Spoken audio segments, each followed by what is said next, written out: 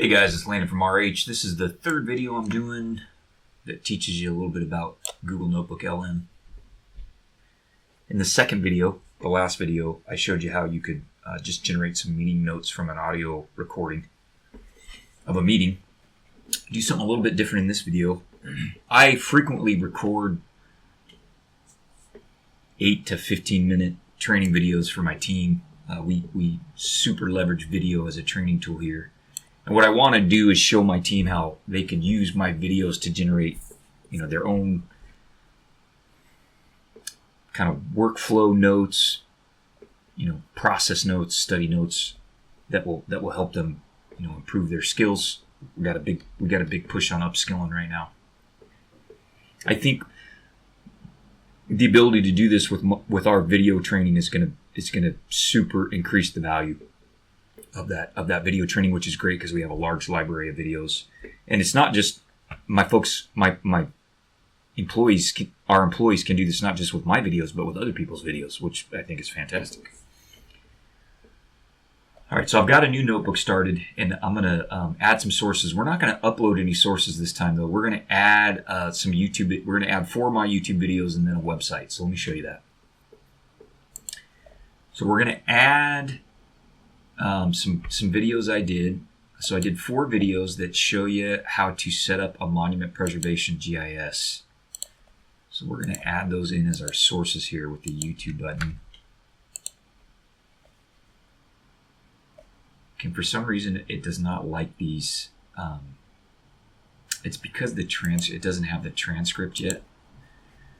And I think it's because these are still being processed. So that's okay. We have access to the raw videos, but if the videos have been up for a day or two, the transcripts will be processed. So I just uploaded these late last night, and the transcripts haven't processed. So let's cheat.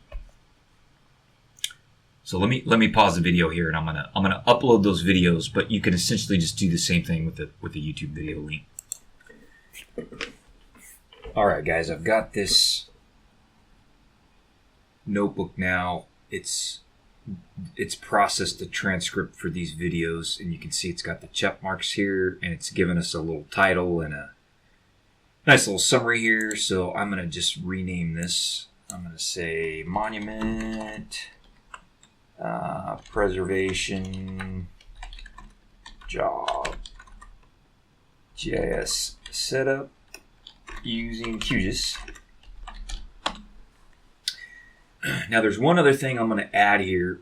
So this is enough, just these videos is enough to generate some useful notes, but I'm going to go ahead and add the QGIS documentation. So I'm going to just add the QGIS documentation website as a source because you can do that. So say website, and I'm going to drop that in there.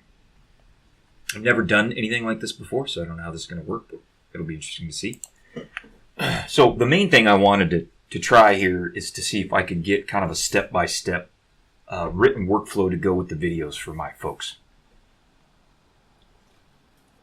So let's see if we can do that. And I'm going to try and exclude the QGIS documentation. And maybe not. Let's give it the ability to use that source and see what we get. So they can please provide a step-by-step numbered workflow to set up a monument preservation job GIS using QGIS based on the 4 videos. Let's say training videos. I don't know if that will matter. And I'm going to say please include useful links to the QGIS documentation from the website source when it is appropriate. All right, I've never done this before. We're going to see what happens. You ready? Let's click the button. Okay, so let's see what we got here, guys. So it did a good job here. Set up the template. Add the base layers. style the layers, interpret the drawings, add the monuments at risk, save the project. Now it gave me some links here, but like they're not helpful. This is not what I wanted. But this is useful, the outline, and I want to let you know it is linked. It does link here to the parts of the video. So let's tweak this a little bit, and some of you getting the best use out of this tool is just learning how to get these prompts to work. Prompt engineering, they call it. So let's say we're going to say, please do the same thing again, but don't include the website links. Please also include the starting timestamp on each main point in the outline. Let's say include the video, let's say number, part 1 to part 4. I have no idea if it's going to do this the way I want, but we're going to try it. Let's see what happens. Okay, so it actually did a good job there. It's got the video part, and the timestamp, which is great. And it didn't include the links. So we're going to save that. And I'm going to say workflow with video timestamps. Okay. Now I'd like to see if I could get it to link to the QGIS documentation. It's having a hard time with that. It may be because it's not following these sublinks. You know, maybe it's not drilling down into these sublinks. I don't know that about the tool. If it's only using the top level page, or if it'll drill down to the sublinks. So let's try this. Let's see. Please provide information on the styling of base layers from the videos with links to the QGIS documentation that talk about layer styling. So let's see if we can get it to drill down into those subpages of the QGIS documentation. I don't know if this will work. We'll see. Okay, so that time it did work. So it looks like it was able to drill down in get some specific links, which is helpful. It'd be nice if that was up here in the content, but so yeah, I don't know. I'll have to monkey around this a little more. It's not labeling quite like I want, but we'll save that. So we'll say base layer styling with links to QGIS docs. So I was able at least to get it to incorporate some of the information in here. So let's just say I'm going to try something else here before I say please give me a list of 4 to 8 key term definitions from the 4 videos. Provide them in a list. So let's see if it'll give us some definitions here.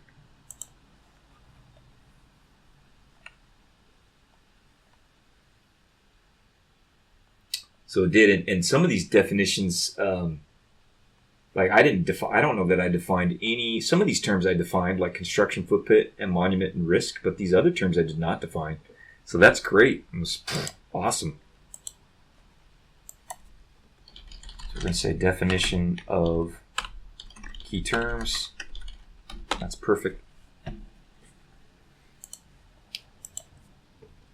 Okay, so I'm going to just try a couple more things before we wrap up here. I'm going to say, you give me a simple FAQ with 4 to 8 questions with simple 1 paragraph answers.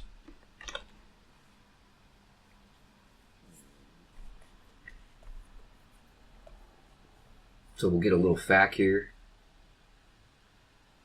So that's great. I like it. Save that. simple fact. Okay, I'm going to try a couple more things here. I'm going to say, please provide a list of topics for additional learning or research based on the videos.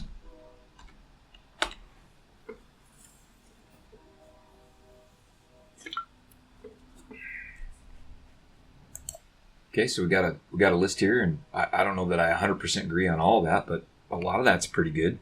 It talks a little bit about mobile GIS and reading, interpreting engineering drawings. So we'll go ahead and save that. We'll call it suggested topics for additional learning. And then we're going to do one more thing. I'm going to say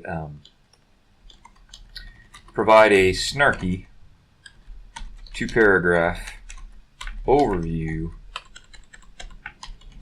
of the 4 video series for entry-level survey technicians. I'm just doing this because it's fun. So I love this. I'm just going to read you the first sentence. All right, listen up, newbies. This 4-part video series is your crash course in how to wrangle QGIS for monument preservation, because apparently your engineering overlords can't be bothered with actual surveys. I love that. That is awesome. This is great. Let's save this.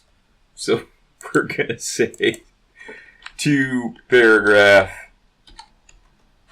slightly snarky overview. And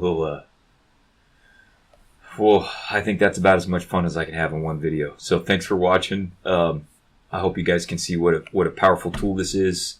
You have a set of related videos on YouTube and some documentation you can upload.